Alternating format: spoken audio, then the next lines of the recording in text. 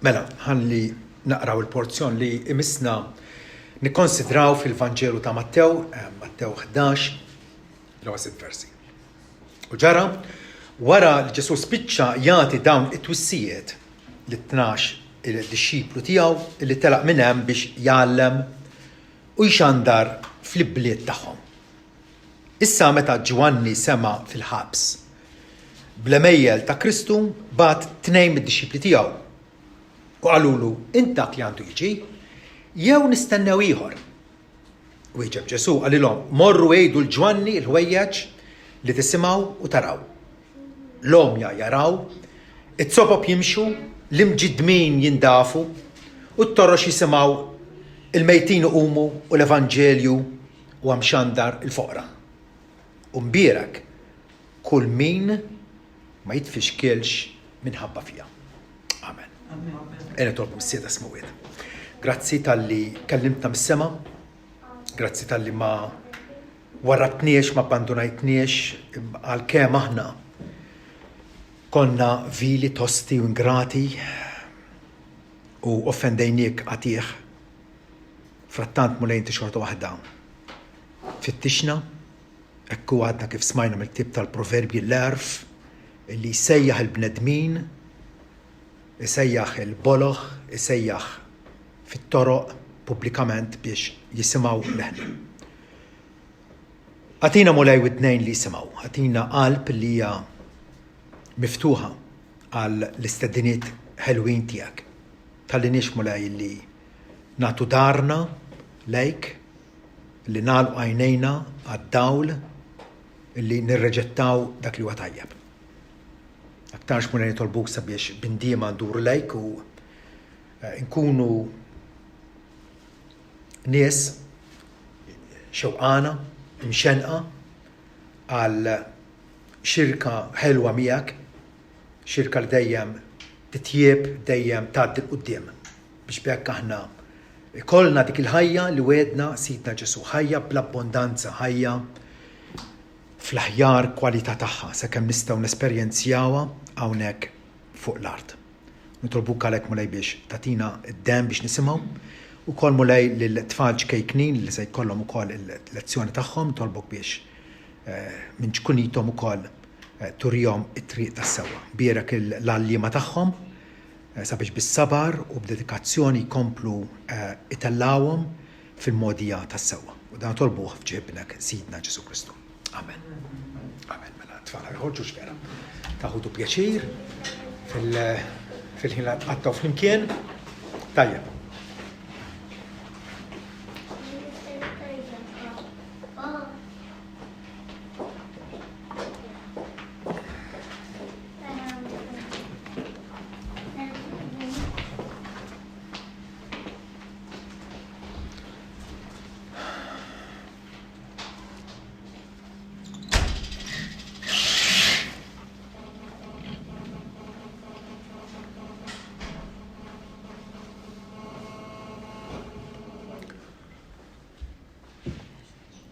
Kważi kollha kemm aħna rajna jew anke studjajna l-avvanz tal-Pellegrin, il-famuż ktieb ta' Bunyan, illi jiddeskrivilna l-esperjenza tal-Kristjan mill-konverżjoni tiegħu sakemm jasal f'Sion tem fuq il-belt smewwitija li Alla ħejja għal dawk li jħobbuh. Vjaġġ skabrus imma ferrieħi xorta waħda ta' dan il-Kristjan illi jgħaddi minn diversi provi u diversi esperjenzi qrib meta kien kważi wasal fid-destinazzjoni tiegħu jara qudiemu dan il-kastell tad-dubju se jaħlu Bunyan, il-kastell tad-dubju. U sit il-kastell kien jismu ġgant disprament. Tafu hemmhekk kif il-Kristjan inqabad u dan il-ġgant disprament tefaw fil-kantina u kien isawtu. U il-Kristjan ħassu qed jaqta' qalbu, però fl-aħħar irnexxielu illi jaħrab. Il-dubju huwa kattiv. U nkunu onesti, kollha kemm aħna ddubitaw. Kollha kemm aħna xi ftit jew wisq ġieli li niddubitaw mill-istess fidi tagħna. Però rridu distingwu bejn dubju u nuqqas ta' twemmin. Id-dubju huwa aħna bil-Malti ngħidu bejn ħaltejn x'ħanaqbad nagħmel. Ħalla hija mewġa kbira, mela qiegħed bejn mewġa kbira u oħra kbira. U tħossok se tinbela minnhom, ma tafx taqbad tagħmel. Tajjeb anke il-missirietna kienu jħobbu jgħidu qiegħed bejn iż-żewġ tikwiemen, kamuna u kamuna. Kwisa għaddej minn Malta l-Għawdex m'intix Malta, qas inti Għawdex imma ma tħossok sejf. U allura din il-dubju bħal dak ir-raġel li kellu it-tifel epilettiku u Ġesu ċanfar il-nies għallhom għandhom nissapportikom. Għaliex ma stajtux titkaċċuh. U frattant il-missier fil-qagħda mwera tiegħu appellawlu Ġesu jiena nemmen imma jien in-nuqqas ta' twemmin tiegħi. Dak huwa d-dubju. Nemmen imma jien in-nuqqas ta' twemmin tiegħi. Il-Kristjan li jiddubita qisu qed jgħid nixtieq nemmen ma nistax. Ma nistax nemmen, qed nipprova ma nistax. Mentri min ma jemminx il-każ tiegħu huwa għar, ħafna għar. Għaliex jgħid ma rridx nemmen. Tista' mhux tippreżentali evidenza, tista' mhux turini, tista' mhux tgħallimni ma rridx nemmen. Il-dubju huwa sikwit onest, kultant huwa disonest. Ma sikwit min jiddubita huwa onest. Però n-nuqqas ta' twemmin huwa dejjem ostinat, dejjem rasu jibsa. Il-dubjus qiegħed ifittex id-dawl, għalmen qed ifittex id-dawl. Iħossu fid-dlam, però qed ifittex id-dawl. L-infidil minn ma jemminx huwa kuntent jgħix fid-dlam. Allura hemm differenza mhux vera, hemm differenza. Id-dubju mhux l-oppost tal-fidi. Id-dubju huwa li għandek fidi dgħajfa, fidi debboli, fidi li tħossa li bil-pedament tagħha qegħdin jirtodu. Aħna il-kol kemm aħna għandna fidi imperfetta. Għaliex il-ħajja tagħna hija imperfetta. Xi darba oħra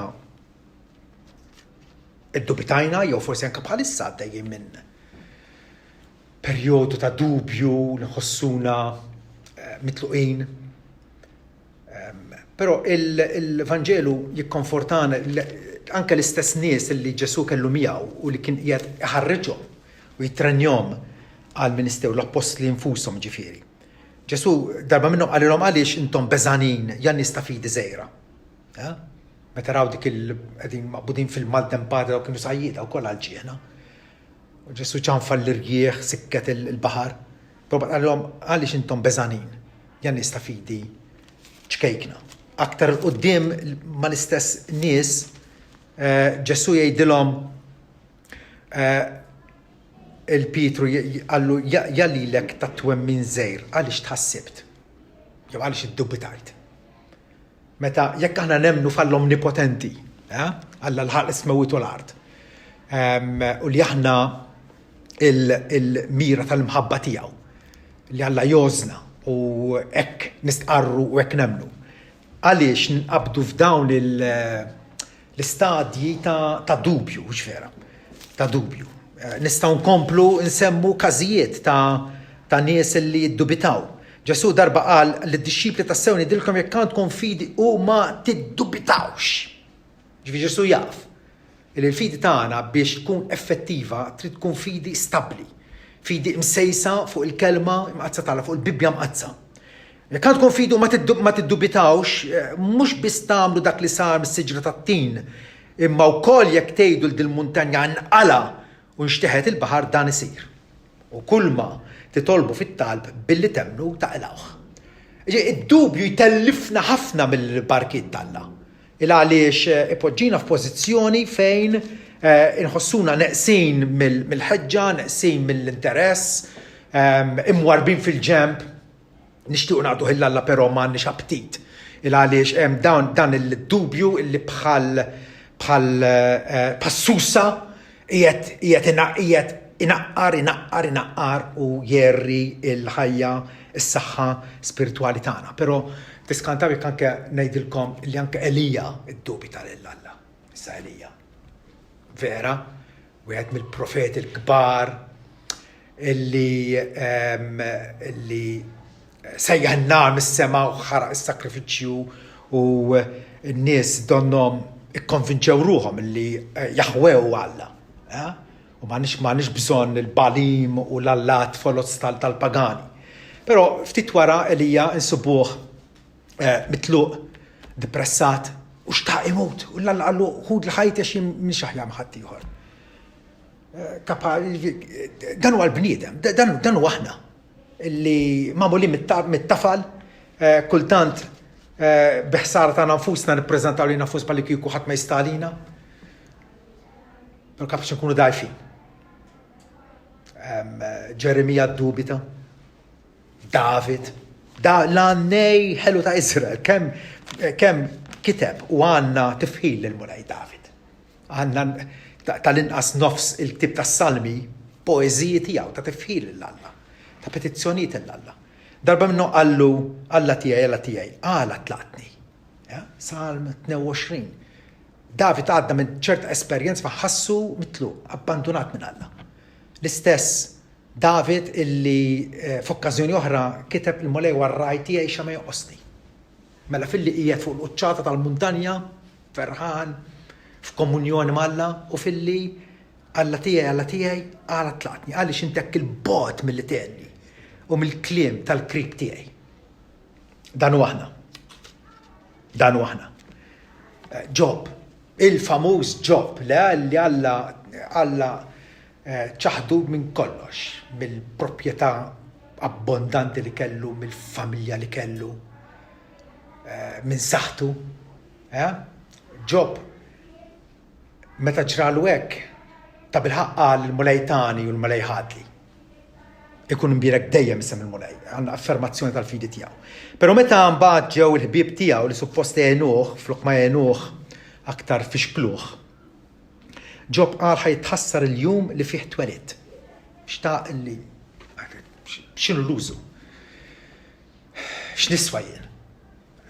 U seħet il-jum ta' twelid tiegħu. Tajb nkunu realistiċi fil-mixja tagħna għaliex l-avvanz tal-Pellegrin hija fl-aħħar mill istorja tagħna. Li ngħaddu mill-wiet tad-disprament rridu nitqabdu kontra l-għadu tagħna Apollun taf kif. U kultant ikonna evidenza qawwija u xorta waħda inħossuna tqal biex nemmnu. Tomas mhux hekk ġralu, għalulu rajna l-mulej, xtat mill-mewt. U Tomas qallu, flok ma feraħ, għalli jekk ma ndaħħalx subajja fil-market tal-msimer u idejja fil-kustat tiegħu ma nemmenx. Ħbibek stess li inti tafdhom qed jgħidulek raw il-mulej, għalfejn tiddubita. Għalfejn iddubita. Frattant, ma rridx iddubita, imma iva, nasal biex niddubita. U Ġwan il-Battista hekk fi din il-ġrajja li rajtilkom, apparentament, u importanti ngħid apparentament, qisu qiegħed jiddubita wkoll. Għaliex meta kien fil-ħabs wara li kellu karriera importanti ħafna fejn Alla qabdu biex witti triq tal-mulej u jagħmel il-modi tiegħu dritti biex iħejji l-poplu Iżraelita biex jilqa' l-Messija li issa kien fosthom. Ġesu li kien wasal biex jitlaq ix-xogħol ta' Masrud għax-Xam u joħroġ jippriedka u jxandar il-salt Natalla u Ġwan imbagħad qablu biex iħejjilu triq. Wara din il-karriera brillanti safa arrestat u fil-ħabs bat id-disċipli tiegħu jistaqsuh il-Ġesu. Din mistoqsija dak li għandu jiġi jew nistennew ieħor. Mela, dak li għandu jiġi l-Lut kienu jirreferu għal Messija li dwaru kienu qraw anke fis-sinagogi tagħhom dwar il-Messija kienu jsejħulu dak li għandu jiġi. Bħalma kienu jsejħulu wkoll il-Fera, bin David, Sultan ta' Slaten, bin il-bniedem, dan ma kollha titoli għal-Messija li Alla kien wiegħed li fil-milja ta' żmien kellu jibgħat fuq dil-art. Per eżempju, Salm 40 il-Messija nnifsu qed jitkellem u jgħid ara jien ġej biex nagħmel ir-rida tiegħek Alla. Jien ġej. Il-Messija huwa dak li għandu jiġi. Salm 118 imbierek minn ġej fisem il-mulej. U n-nies ta' Ġerusalem meta Ġesu rikeb fuq il-fellu tal-ħmar u bdew ferxu il-friej tal-palm u jgħidu Ħosanna, imbierek dak li ġej fisem il-mulej. Fi kliem ieħor imbierek il-Messija. Dan huwa l-Messija tagħna. U allura Ġwanni l-mistoqsija tiegħu biex nifhmuha sewwa hija int verament il-Messija jew forsi nistennew xi ħadd ieħor li jkun il-Messija.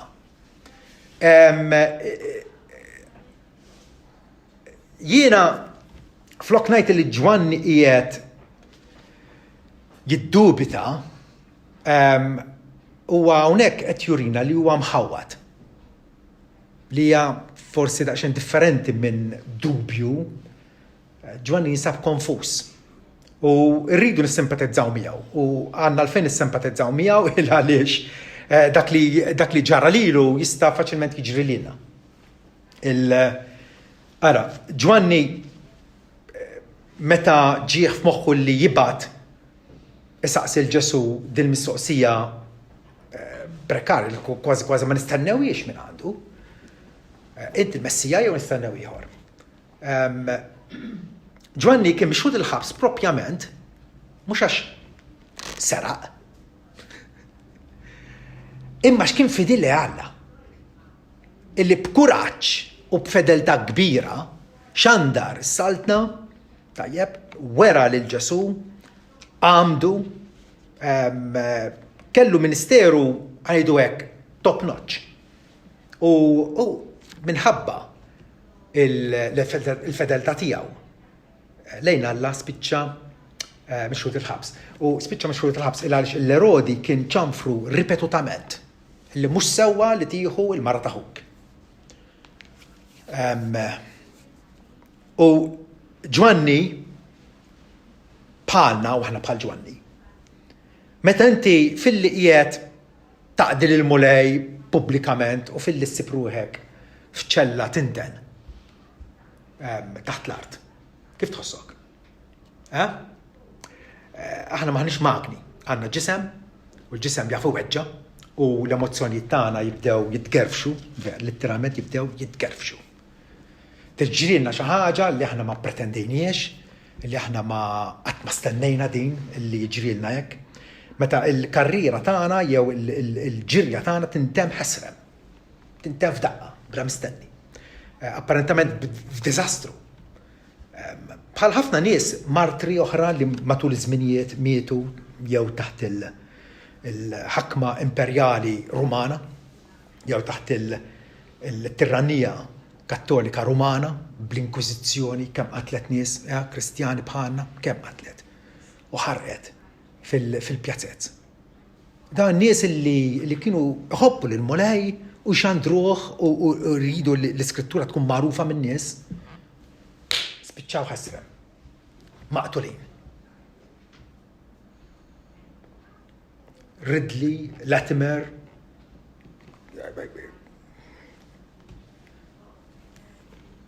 kullana sħiħa ta' nies li nistgħu nsemmu. Kif tħossok meta tkun għaddej minn dik il-ħaġa? Forsi ngħidu aħna għaddejjin qed impappuha vera.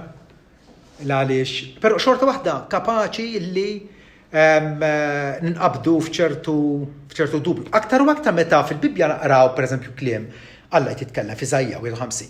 Jgħid jienu li nfarraġkom, jienu li nikkonfortakom, jienu li nagħtikom il-wens illi tistgħu tiġu tiħbew fiħdani u ssibu hemmhekk ċertu rifuġju, ċertu kenn. Jienu li nfarraġkom. Min int biex tibża minn raġel li jmut u minn bin il-bniedem li magħmul bħal ħaxix. Alla qed jgħid ma tkunx għafen tibżaw. Ma tkunx għafen tibżaw. Għax jiena nfarraġkom. Frattant, forsi Ġwanni qal fejn hu Alla tal-faraġġ. Fejn hu Alla tal-fissar minnu Alla tal-faraġġ. Illi jiena dejtu, xandartu, għallimt il-kelma tiegħu u issa ninsab fil-ħabs.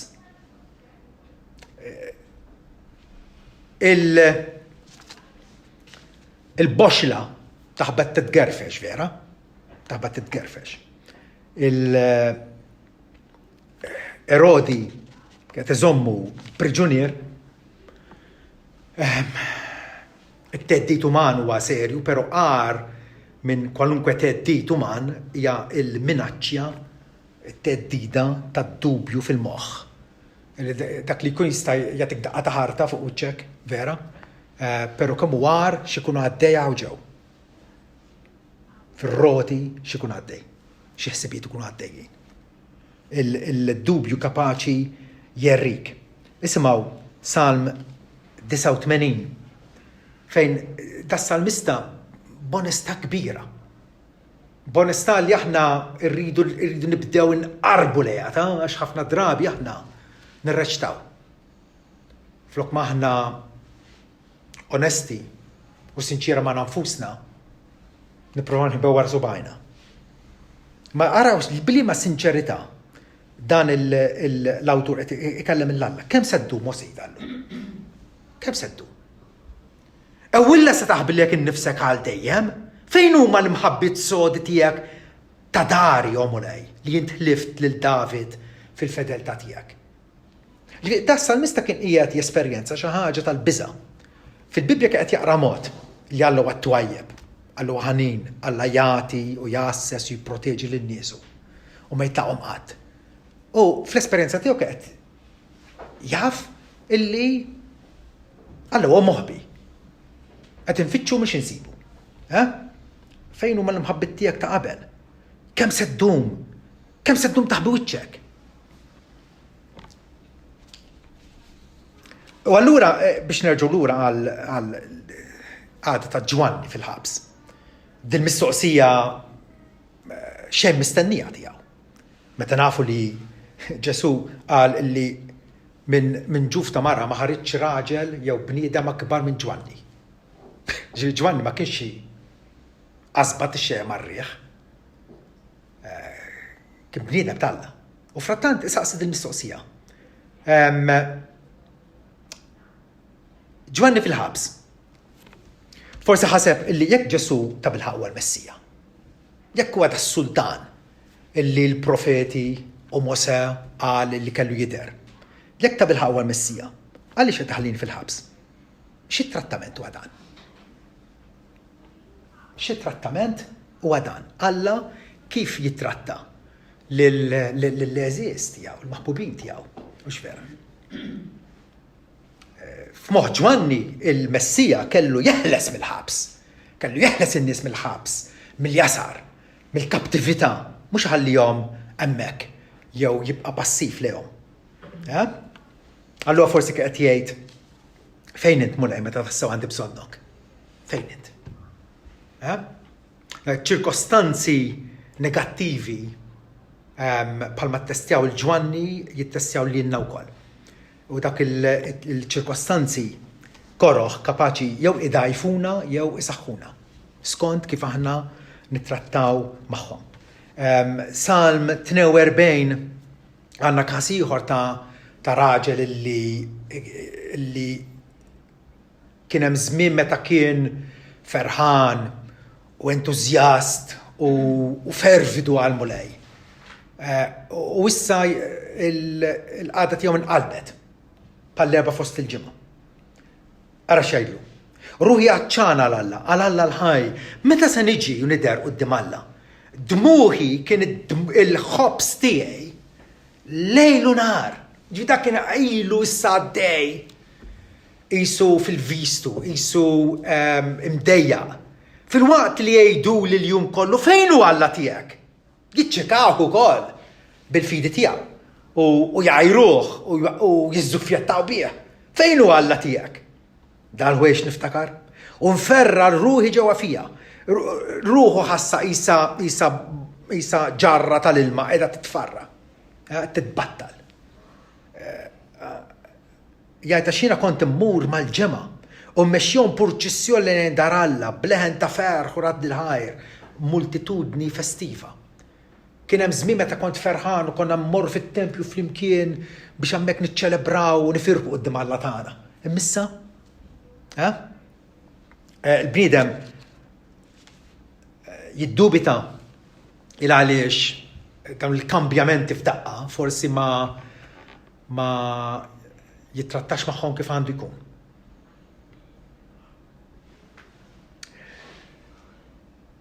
Il-każ ta' Ġwanni fil-ħabs x'għandha saqset il-mistoqsija. U forsi kellu għalfejn isaqsija u nerġa' ngħid rridu nissimpatizzaw miegħu u ma nisbħalu li niltaqgħu magħhom. U għalhekk alla jrid niltaqgħu flimkien biex inkun kapaċi inwiżnu xulxin, nissapportjaw il-xulxin għaliex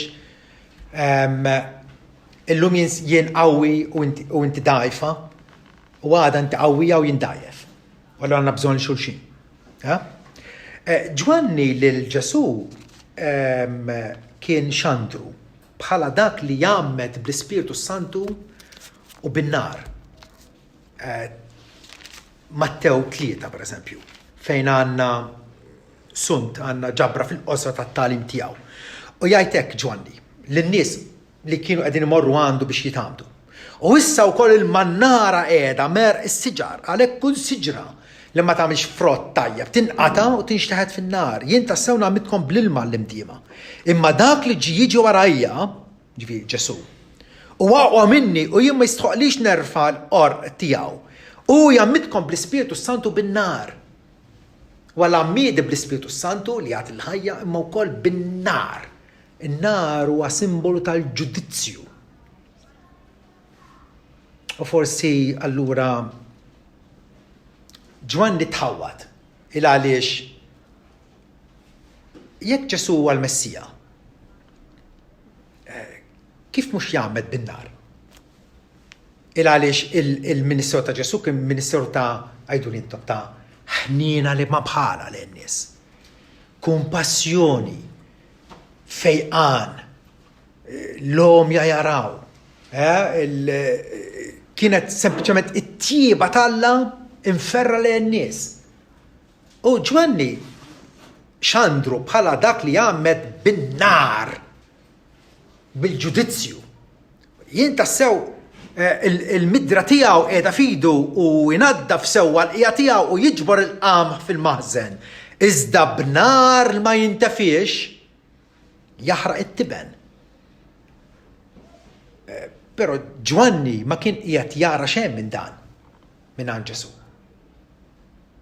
Għedin f'muha il-qagħda ta' Ġwanni allura aktar minn dubju jew differenti minn dubju kienet li kien konfus. Kien perpless. Il-perplessità x'qed jiġri. Naf li jiena l-profeta tal-Alla, Alla bagħatni biex inxandar skont maqalju, hekk għamilt, illi dak li ġej warajja kellu jagħmel bl-Ispiritu Santu bin-nar, però Ġesu ma qed jagħmel xejn minn dan. Allura x'qed jiġri? Il-dilemma ta' Ġwanni kienet jiena emmint bisħieħ li inti l-Messija, donnu rid jgħidu Ġesu, emmint bisħieħ. U hekk x'għandar li inti l-Messija. Allura kont żbaljat? Kont żbaljat? Ġwanni ma kienx qiegħed jitlob għal l-informazzjoni. Para profeta tal-Alla kellu informazzjoni. Kien qed jitlob għal spjegazzjoni. Spjegati daqsxejn mulej. Fissirli x'qed jiġri. U bħalu nistgħu ngħaddu minn esperjenzi simili. Aħna nemnu u ħafna minna jafu għablament santi toxin mulew għarraj tiegħi xejn ma jqosni. Vera? Mbagħad tiġrilek traċedja. Titla fi xi ħadd ta' għażiż tiegħek. Xi ħaġa li qatt ma pretendejta tiġrilek, illi ddamdmek vera, issabtek mal-art, taqa' fil-faqar, fil-bżonn, min jaf. U f'dak iċ-ċpar għajdu li intom kolkom bżonn ċarezza li mulej jispjegalek. Ifissillek x'qed jiġri. Ġwan il-Battista il-Ġesu x'għandu mod u l-esperjenza issa kien qed turi mod ieħor. Mhumiex jaqblu flimkien. Dak li xandar Ġwanni u dak li Ġesu qed jagħmel ma kienux qed jaqblu flimkien.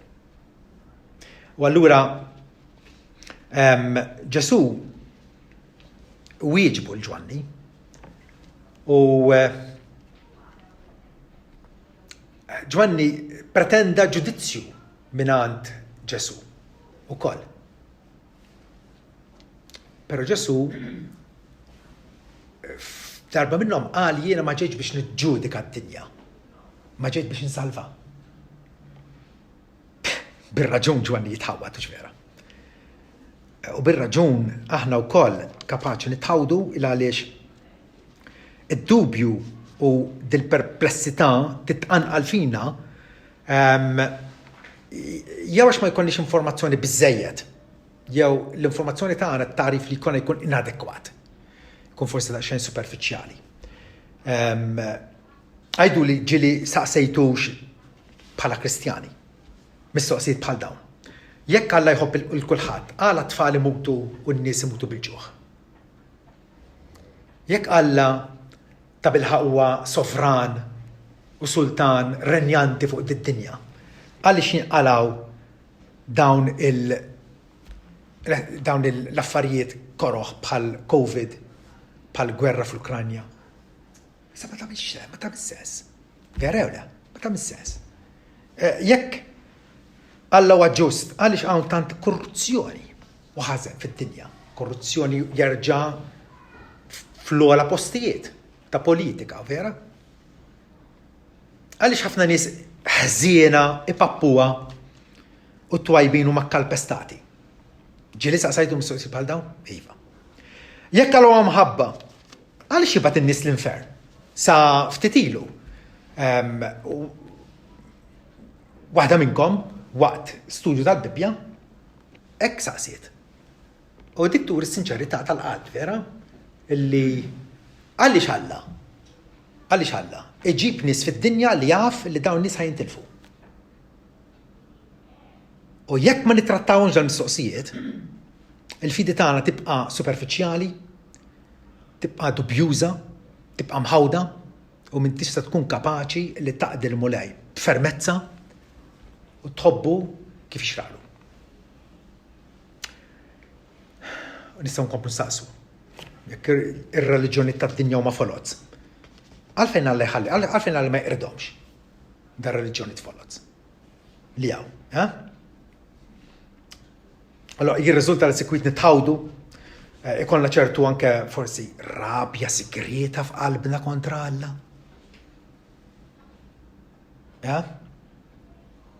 U forsi wkoll jekk ma nimmalafemawx il-Alla ma' ħadd ieħor, forsi jkollna ċertu sentimenti ta' qrusa kontrih. Iva, il-kastell tad-dubju u ġgant disprament kapaċi isawwatna. Kapaċi idamdamna. Naġanej, Ġwanni ma kellux dubju Ġesu huwiex il-Messija. Ġwanni kien xedlu ċaru tont, danu għal-ħaruf tal-Alla, danu li neħħi d-dub tad-dinja. Xed ukoll li huwa binalla. Xed ukoll li ra l-Ispiritu Santu nieżel fuqu propjament meta Ġwanni għamdu fil-Ġurdan. Ġwanni ma kienx għazba tperper marriħ. Kien jaf x'għandu jipriedka, kien jaf x'għandu jgħid u hekk għamel. Il-problema tiegħu kienet x'tip ta' Messija huwa dan li Alla bat jew għad jibgħat fostna. X'tip ta' Messija? Għax Ġwanni ċaru tont qal li jagħmel bl-Ispiritu Santu ma jagħmel ukoll bin-nar, bil-ġudizzju tal-Alla, bil-kastik.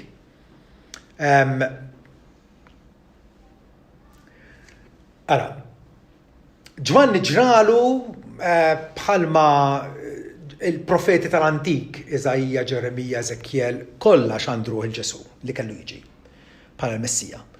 Però li ġara hija li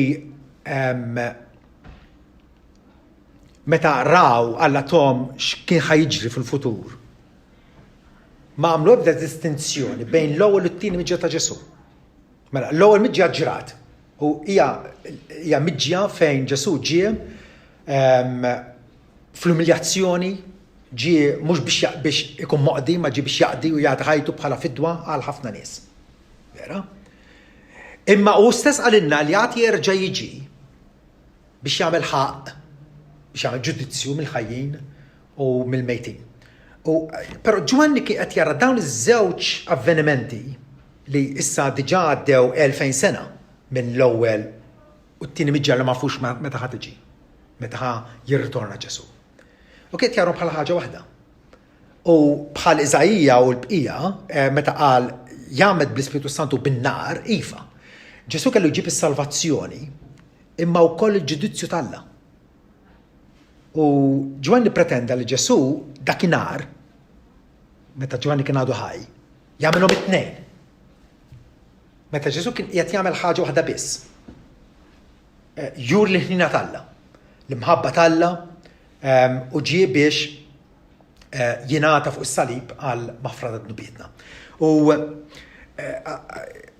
allura Ġwanni qabad illi għandu din dar-ritratt tal-Messija. Mentri Ġesu qiegħed jiffittja f'dar-ritratt nofsu.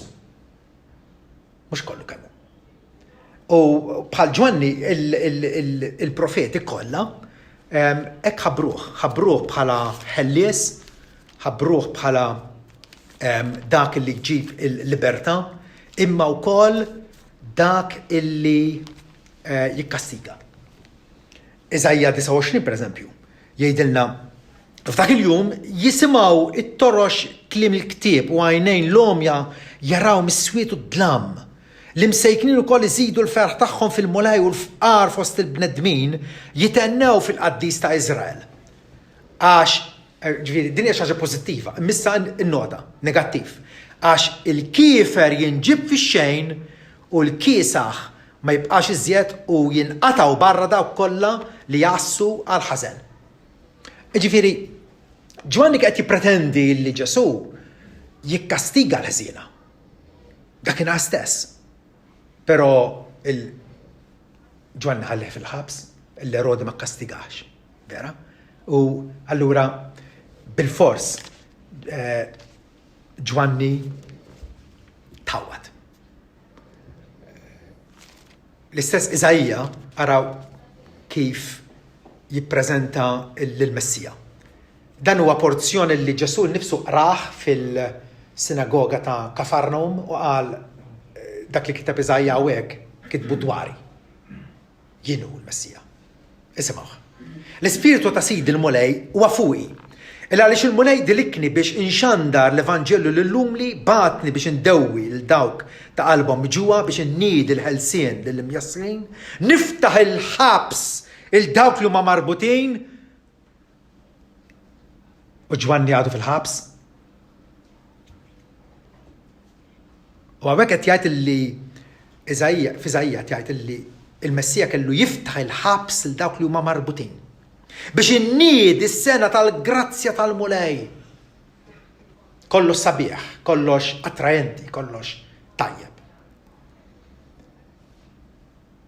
Imma taf kif ikompli Iżajja hawnhekk issa. Inniedi s-sena tal-grazzja tal-Mulej u l-jum tal-vendetta ta' Alla tagħna. U dik li kienet għaddej ma' moħħu Ġwanni. Fejn hija l-vendetta? Alla kif qed jikkastiga lil midinbin? Kif qiegħed jikkastigahom għal nuqqas tandiema tagħhom? Ġesu qisu nesa l-ġudizzju. Il-mannara qiegħda mas-siġra imma Ġesu mhux qiegħed ixejjirha u mhu qed jaqta' ebda siġra ħażina li ma tagħti ebda frott. Ġesu ovvjament jaraf idewwi il-qalb miġuwa ta' dan il-qaddej tiegħu ta' Ġwanni fil-ħabs. Fil-waqt li ħallih fil-ħabs, u hawn hija l-provvidenza misterjuża tal-Alla, ħallih fil-ħabs. U meta biex jissodisfa it-tifla li żifnet qudiemu u ġbitu lill-Erodi. U għalli li twedni intjulek, mqasa nofs is-saltna tiegħi. U biex ipaxxija meta talbitu ras Ġwan il-Battista bad bojja u qatalu ras fil-ħabs. U Ġwanni baqa' ma ħilix mill-ħabs. Ġesu, il-provvidenza divina tippruvax tinterpreta l-mħabba tal-Alla skont jekk u kollox ġej żombor jew le. L-ar żball nistgħu nagħmlu. Ġesu ħalli fil-ħabs, però xorta waħda dewwieħ. Ma kien żor miegħu ma spjegalu bil-kelma u bl-emil. Dak il-ħin stess quddiem id-dixxipli ta' Ġwanni. Ġesu għalilhom wieġeb qalilhom, morru rrapportaw il-Ġwanni, l-ħwejjex li tisimgħu u taraw, morru għajdu il-Ġwanni. Kif inhu fil-ħabs. Għajdulu. L-omja jaraw, it-sopop jimxu, l-imġidmin huma purifikati u t-torox jisimgħu, il-mejtin jitqajmu u l-Evanġelu hemm xandel foqra. Iva, dak huwa l-Ministeru tiegħi għalilhom. Dak huwa l-Ministeru tiegħi. U fl-istess ħin ċanfru bil-ħlewwa il-Ġwanni. ċanfru ma bil-ħlewwa. Bil-ħlewwa. Imbierek kull min mhux offis bi għallu. Ġesu kien qiegħed jgħidlu isma' inti emmint fija x'għandartni bħal Messija tkunx infixkel minħabba fija. Il għaliex kien jgħidlu Ġesu naf x'qed nagħmel. Naf x'qed nagħmel. U kultant, mhux kultant sikwit l-Alla ma nifhmuhx vera. U meta ma nifhmuhx, tajb nistaqsu. Issa l-mistek għamlu.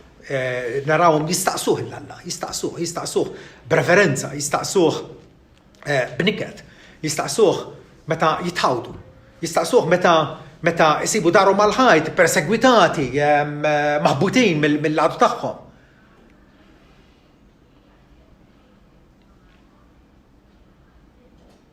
Però rridu nifhmu wkoll li qatt ma nistgħu nifhmu il-modijiet misterjużi tal-Alla. Qatt. Rridu nkomplu nafdawh. Ja sejħa biex il-Alla inkomplu nafdawh. X'qiegħed tagħmel